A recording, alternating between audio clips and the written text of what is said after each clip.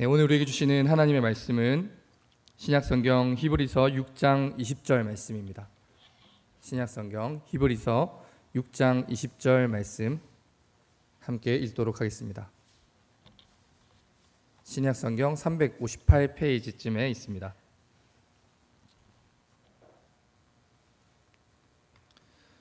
히브리서 6장 20절 한 절 말씀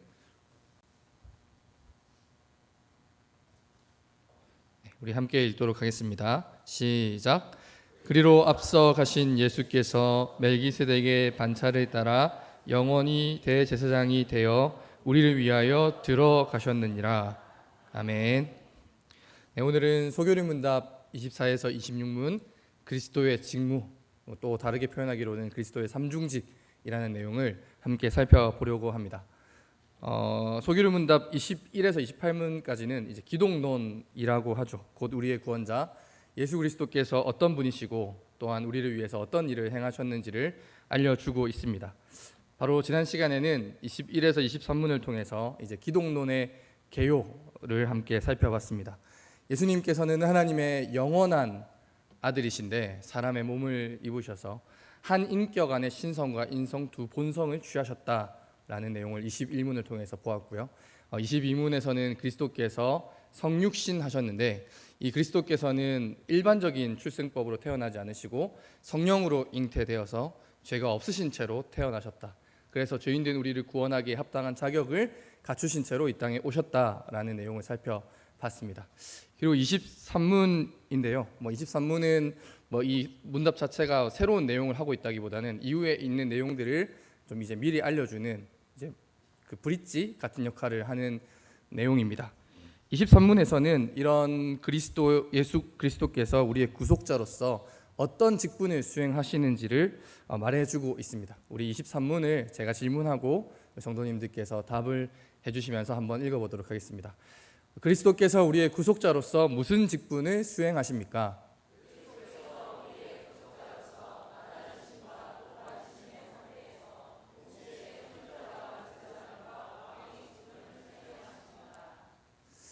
네, 23문은 그리스도께서 우리의 구속자로서 선지자 그리고 제사장 그리고 왕의 직분을 수행하신다라고 말하고 있습니다. 이제 우리가 오늘 살펴볼 문답은 24에서 26문인데요. 예수님께서 수행하시는 선지자와 제사장과 이 왕의 직분에 대해서 예수님께서 실제로 이 직분을 어떻게 수행하시는지를 우리에게 조금 더 자세히 알려주고 있는 내용이라고 할 수 있습니다. 그런데 여러분 이제 직분, 예수님의 직분이라는 이야기가 나왔는데요. 왜 선지자, 제사장, 왕 이 세 가지의 직분만 소교리 문답에서 예수님의 직분으로 우리에게 소개하고 있을까요? 직분이라는 말은 다른 사람을 위해 수행하도록 주어지거나 맡겨진 어떤 특별한 임무, 의무, 소임 이런 뜻이 있는데요. 그 예수님께서 성경에서 행하신 직분, 다른 사람을 위해서 수행하셨던 어떤 임무, 의무 이런 것들이 왕, 제사장, 선지자 이 세 가지밖에 없을까요? 그렇지 않습니다. 예수님께서 행하신 직분은 다양하게 우리 신약 성경은 예수님의 직분에 대해서 예수님께서 행하신 일들에 대해서 다양한 어떤 그 직분을 통하여서 우리에게 설명해 주고 있죠. 대표적으로는 이 목자가 있습니다. 예수님께서는 우리의 목자가 되시죠. 예수님께서는 양떼인 우리의 목자가 되시는 분이시고 우리를 긍휼히 여기시고 불쌍히 여기시는 선한 목자다라고도 이야기하고 있죠. 그래서 예수님의 직분은 이 세 가지로만 이 세 가지로만 설명할 수는 없습니다. 그런데 왜 선지자, 제사장, 왕 이 세 직분만 우리 믿음의 고백인 소교리 문답 본문에서 다루고 있는 걸까요? 이것을 이해하기 위해서는 이제 그리스도라는 이름의 의미를 좀 생각해 봐야 됩니다. 신약 성경은 예수님을 그리스도라고 부릅니다. 그리스도는 이름이나 성이 아니라 예수님의 직분에 해당하는 말이죠. 이 그리스도라는 말은 헬라어 크리스토스에서 온 말인데 이 구약 성경을 헬라어로 번역하면서 기름 부음을 받은 자라는 뜻의 이제 마시아흐 우리가 아는 메시아라는 말의 번역어로 선택된 말이 바로 크리스토스입니다. 여기서 이제 기름 부음을 받은 자라는 이 표현이 중요한데요. 구약 성경에서 기름 부음을 받은 직분은 선지자와 제사장, 왕 이 세 직분밖에 없습니다. 따라서 예수님을 그리스도라고 부르는 데는 하나님의 뜻과 계획을 따라 이 땅 위에 오신 이 예수님께서 선지자와 제사장과 왕으로서의 기름 부음 받은 자로서의 직분을 행하시는 분이시다라는 그런 의미가 담겨 있는 거죠. 여러분도 잘 아시겠지만 이 그리스도라는 말에서 우리가 기독교 할 때 그 기독이라는 말이 왔습니다. 오늘은 이제 예수님께서 이 세 직분을 어떻게 수행하는 사시는지를 하나씩 살펴보려고 합니다. 우리 먼저 24문을 제가 질문하고 성도님들께서 답해 주시면서 읽어보도록 하겠습니다. 그리스도께서 선지자직을 어떻게 수행하십니까?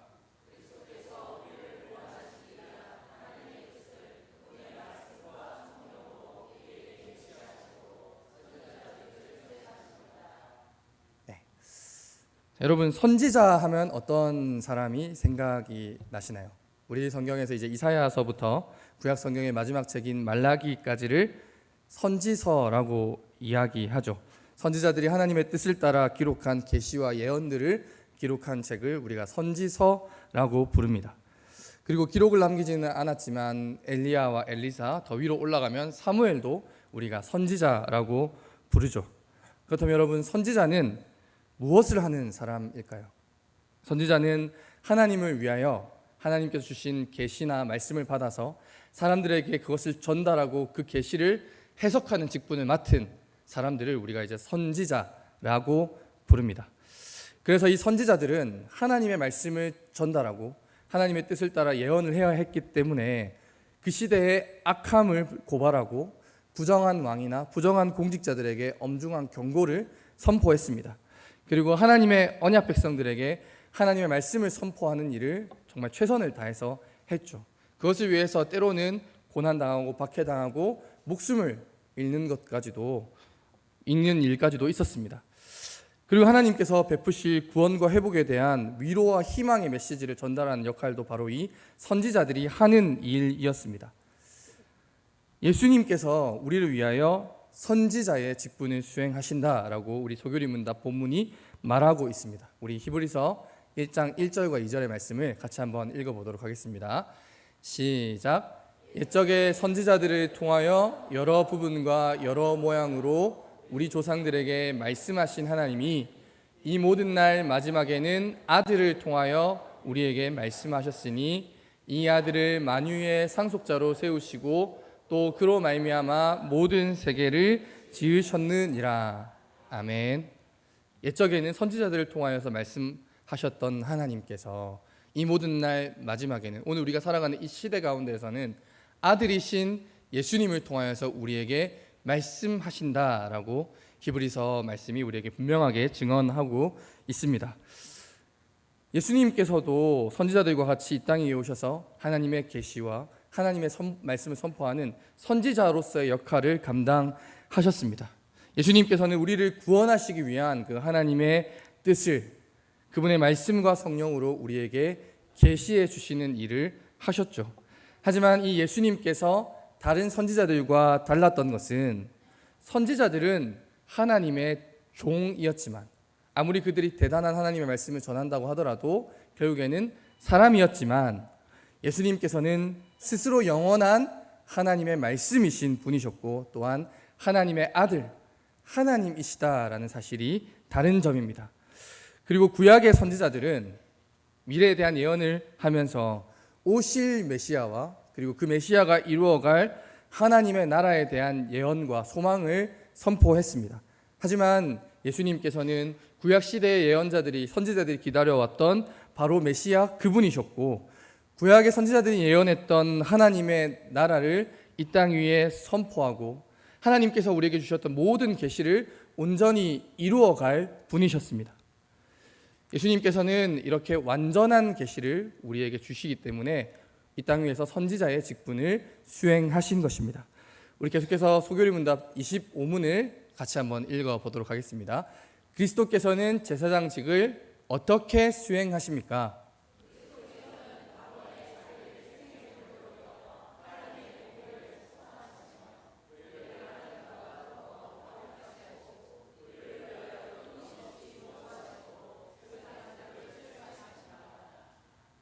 여기 소교리 문답 25문 본문에서 하나님의 공의를 속상하시며라는 말은 마음이 속상하다 이런 말이 아니라 만족시킨다라는 그런 뜻입니다.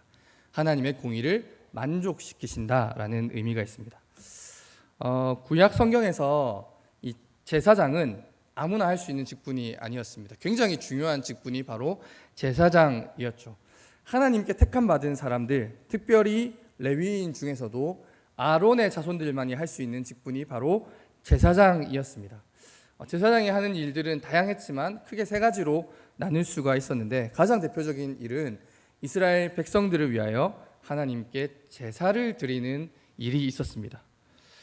제사장들은 죄를 지은 당사자 혹은 이스라엘 백성 전체를 대신해서 짐승의 피와 죽음으로 하나님께 죄의 용서를 구하는 일을 도맡아서 하는 중요한 직분을 맡은 사람들이었습니다.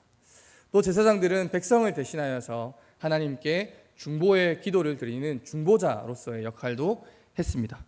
그리고 마지막으로 하나님의 이름으로 이스라엘 백성들을 축복하는 일도 제사장이 맡아서 하는 중요한 일이었습니다.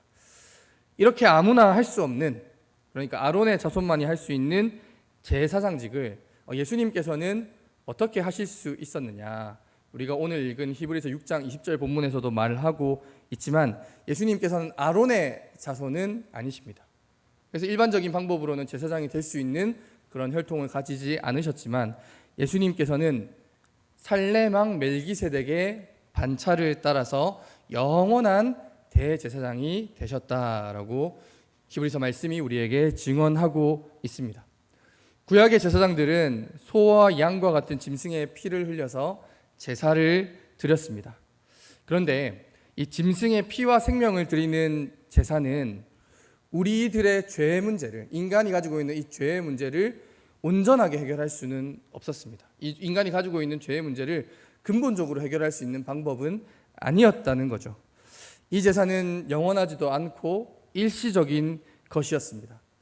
또한 하나님께서는 공의로우신 분, 하나님은 의로우신 하나님이시기 때문에 인간의 죄와 인간의 더러운 것들을 참을 수가 없으신데, 이 짐승으로 드리는 제사는 이 하나님의 공의, 하나님의 의로움을 만족시킬 수가 없었습니다. 하지만 예수님께서는 스스로 속죄의 어린 양이 되셔서 단번에 자기를 희생 제물로 드리시고 하나님의 공의를 만족시키셨습니다. 예수님만이 이 일을 하실 수 있으셨던 거죠. 인간의 죄 문제를 해결해야 됐기 때문에 이 제사장은 인간이어야만 했고, 또한 하나님의 공의, 하나님의 진노를 감당해야 됐기 때문에 이 제사장은 또한 하나님이어야만 했습니다.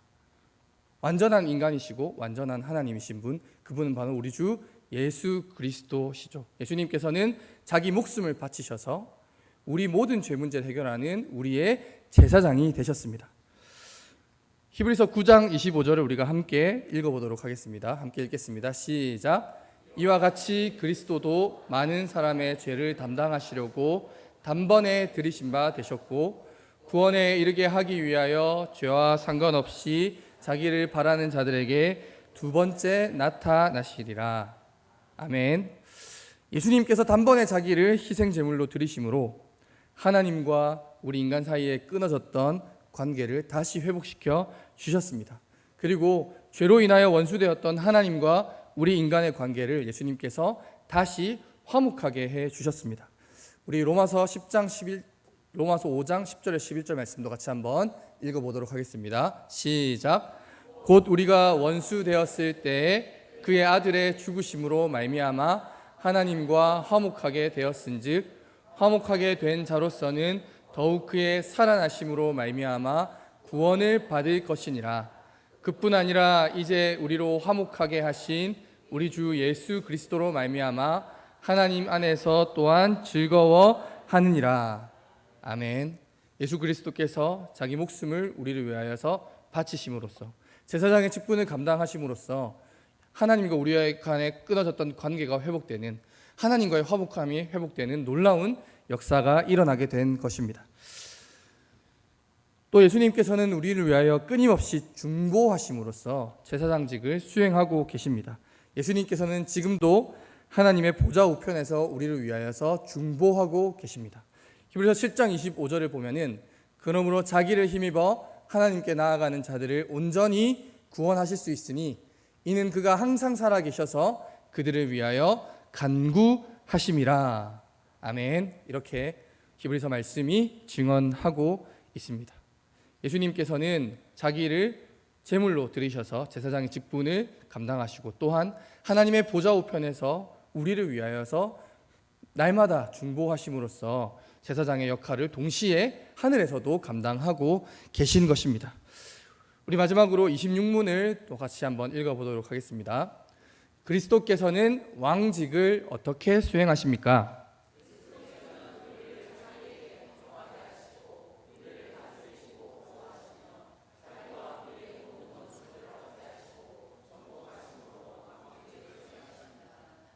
네. 마지막으로 그리스도께서는 왕으로서의 역할을 수행하십니다. 세상의 많은 나라의 왕들과는 다르게 하나님 나라인 이스라엘의 왕은 특별한 역할이 있었습니다. 물론 왕으로서 다른 나라의 왕들과 마찬가지로 통치하고 다스리고 군사를 조직하고 이런 일들을 해야 했지만 이 하나님 나라의 왕으로서 이스라엘의 왕이 해야 되는 특별한 역할이 있었다는 것이죠. 이스라엘의 왕은 하나님의 말씀을 늘 가까이 하면서 여호와 하나님을 경외하는 것을 배우고 율법의 모든 말과 규례를 지켜 행해야 했습니다. 그리고 하나님의 말씀으로 자기가 다스리는 이스라엘 나라와 이스라엘 백성들을 이끌어 가야만 했습니다. 그렇게 할 때에만 언약 백성인 이스라엘은 번영하고 하나님의 인도와 보호하심을 받을 수 있었죠. 아무리 이스라엘이 부강하고 군사력이 세지고 경제적으로 융성한다고 할지라도 하나님의 말씀을 따라 통치하지 않는 왕이 있을 때는 그 나라가 성공적인 나라라고 성경은 말하지를 않습니다. 하지만 많은 이스라엘의 왕들은 이런 자기 책임을 제대로 수행하지를 못했고 결국 이스라엘은 거대한 제국들에 의하여서 멸망당해 고통스러운 날들을 보내야만 했습니다. 그 결과 이스라엘 백성들은 참된 왕, 하나님의 말씀과 하나님의 능력을 따라서 이스라엘 나라를 이끌 온전한 왕을 항상 기대하고 소망해야 했습니다. 예수님께서 그들의 참된 왕, 그들이 기대하고 그들이 바라왔던 진정한 왕이셨습니다. 세상 욕심과 자랑의 마음을 빼앗겨서 하나님의 말씀을 따라 온전하게 통치하지 못했던 다른 왕들과는 다르게 하나님의 뜻을 따라 온 세상을 공의롭게 통치하시는 왕 중의 왕이 바로 예수님이셨습니다. 말씀 그 자체이신 분께서 우리의 왕이 되신 것입니다. 하나님께서는 예수님께 온 세상을 통치할 수 있는 힘과 권세를 주셨습니다. 마태복음 28장 18절을 보면 예수님께서 말씀하시기를 하늘과 땅의 모든 권세를 내게 주셨으니 라고 말씀하십니다. 예수님께서는 특별히 온 세상의 왕이 되기도 하시지만 구원받은 하나님의 백성인 교회의 머리가 되셔서 하나님의 백성인 교회를 다스리고 계신 분이십니다. 에베소서 1장 23절을 보면은 또 만물을 그의 발 아래에 복종하게 하시고 그를 만물 위에 교회의 머리로 삼으셨느니라. 교회는 그의 몸이니 만물 안에서 만물을 충만하게 하시는 이의 충만함이니라. 이렇게 기록하고 있습니다. 예수님께서는 구약시대의 왕들이 하나님의 백성인 이스라엘을 통치하고 다스리고 보호했듯이 신약시대 하나님의 백성인 교회를 다스리는 머리 되시고 왕이 되시는 분이십니다. 교회의 머리이신 예수님께서는 우리 교회가 하나님의 뜻에 순종하며 살아갈 수 있도록 우리를 이끌어 주시는 분이십니다. 그리고 예수님께서는 교회의 머리이실 뿐만 아니라 교회의 왕이 되실 뿐만 아니라 온 세상의 왕이 되시는 분이십니다. 자기를 낮추시고 죽기까지 복종하신 예수님을 하나님께서는 지극히 높여서 모든 이름 위에 뛰어난 이름을 주셨습니다. 빌립보서 2장 우리 9절에서 11절을 같이 한 목소리로 읽어보도록 하겠습니다. 시작. 이름신 예수님, 이름으로 하나님이 그를 지극히 높여 모든 이름 위에 뛰어난 이름을 주사 하늘에 있는 자들과 땅에 있는 자들과 땅 아래에 있는 자들로 모든 무릎을 예수의 이름에 꿇게 하시고 모든 입으로 예수 그리스도를 주라 시인하여 하나님 아버지께 영광을 돌리게 하셨느니라. 아멘. 하나님께서는 예수님께 하늘과 땅의 모든 권세를 주시고 모든 만물들이 우리 주 예수 그리스도를 주라 시인하게 하시고 또한 온 세상 모든 만물이 그 예수님의 통치와 다스림 아래 있도록 하셨습니다. 또한 예수님께서는 자기와 우리의 모든 원수를 억제하시고 정복하시면서 우리를 다스리시는 분이십니다. 예수님께서는 교회와 온 세상을 지금도 다스리고 계시면서 악한 죄와 사망의 권세가 우리를 넘어뜨리거나 괴롭게 하지 못하도록 항상 보호하여 주시는 분이십니다. 그래서 로마서 8장 38절에서 39절에서는 사도 바울이 말하기를 내가 확신하노니 사망이나 생명이나 천사들이나 권세자들이나 현재일이나 장래일이나 능력이나 높음이나 깊음이나 다른 어떤 피조물이라도 우리를 우리 주 그리스도 예수 안에 있는 하나님의 사랑에서 끊을 수 없으리라 이렇게 기록하고 있습니다. 세상의 어떤 무서운 적들이나 어떤 권세자들이나 어떤 악한 사탄 마귀의 위협도 우리를 하나님의 사랑과 보호하심 아래에서 끊을 수가 없습니다. 그 이유가 무엇이냐면 우리의 왕이신 예수 그리스도께서 지금도 우리를 능력과 권능으로 보호하여 주고 계시기 때문입니다. 여러분, 오늘 우리가 24에서 26문을 통하여서 그리스도의 삼중직, 그리스도의 직무, 우리의 구속자이신 예수님께서 그 직분을 어떻게 수행하고 계시는지를 함께 살펴봤습니다. 구약 성경의 선지자, 제사장, 왕은 장차 오실 참 선지자, 참 제사장, 참 왕이신 예수님을 예표, 즉 미리 보여주는 존재들이라고 할 수 있습니다. 그들은 모두 그 시대 가운데 중요한 일을 했던 사람들이었지만 온전하지도 않고 완전하지도 않았습니다. 그들은 인간적인 결점과 인간으로서의 한계를 가지고 있었기 때문에 참된 왕, 참된 선지자, 참된 제사장이 반드시 필요했습니다. 온전하고 완전한 그리스도이신 예수님께서 우리 가운데 오셔서 선지자와 제사장, 왕으로서의 직분을 완전하게 수행하셔서 우리가 구원받도록, 그리고 우리들이 구원받은 하나님의 백성들답게 살아갈 수 있도록 우리를 지켜주시고 우리를 영원토록 이끌어주고 계십니다. 어떤 곤고와 박해와 기근이나 적신이나 위험이나 칼도 우리를 해칠 수 없도록 진정한 왕으로서 예수님께서는 지금도 우리를 지켜주시고 보호해주고 계십니다. 예수님께서는 이 일을 이 땅에 오셨을 때뿐만 아니라 하늘로 올라가신 지금도 변함없이 신실하게 행하고 계십니다. 우리는 그런 예수님을 그리스도다라고 고백하는 것입니다. 우리를 위해서 지금도 선지자, 제사장, 왕으로서 자기 직분에 신실하게 일하고 계시는 우리 주 예수 그리스도를 향한 믿음과 고백이 더욱 깊어지는 우리 모든 왕궁중보교회 성도님들 되시기를 주님의 이름으로 축복합니다.